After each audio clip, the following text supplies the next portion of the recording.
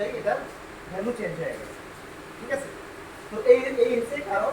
একইভাবে যদি বিশদ উইন যে জিনিসটা সেন্টারের দিকে থাকবে সেই জিনিসটা পাওয়ারে চেঞ্জ হবে। হ্যাঁ? তো এখন আমি এইভাবে ওদের বুঝাই যে এটা হলো সেন্টার কন্ট্রোলের কারণ। যে সেন্টার থেকে আমি সব জায়গায় দ্রুত। আচ্ছা, এখন হলো পিস ডেভেলপমেন্ট। পিস ডেভেলপমেন্ট আমি কিভাবে বুঝাই ওদেরকে, যে আমি যখন যুদ্ধ করতে যাব, আমি এটাকে যুদ্ধের মাঠই ধরি।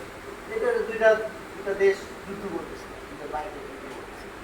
আমি যখন যুদ্ধ করতে যাব, আমার এখন শক্তি আছে অনেক কিছু আছে। আমি বললাম যে একটা ঘোড়া নিয়ে আমার জন্য দৌড়ায় চলে গেল, আপনি করতে পারেন, কি হবে?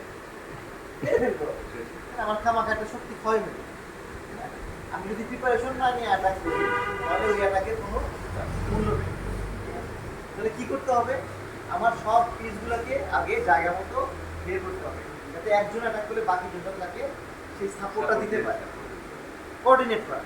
হ্যাঁ, তো এই কোঅর্ডিনেট করার জন্য কি করতে হবে? পিসগুলোকে যার যেসব জায়গায় অ্যাক্টিভ সেসব জায়গায় ডেভেলপ করতে হবে। এইটাই হইলো সেকেন্ড পিস ডেভেলপমেন্ট। যেহেতু আমার পিসগুলো সব ঘরে আছে, তো পিসগুলোকে বের করতে হবে, শক্তিশালী জায়গায় বের করে তারপর আমি আমার অ্যাটাক চালাবো। তো এইটা যেমন এইভাবে আমি ওদেরকে বুঝাই যে পিস ডেভেলপমেন্টটা কেন বলছি।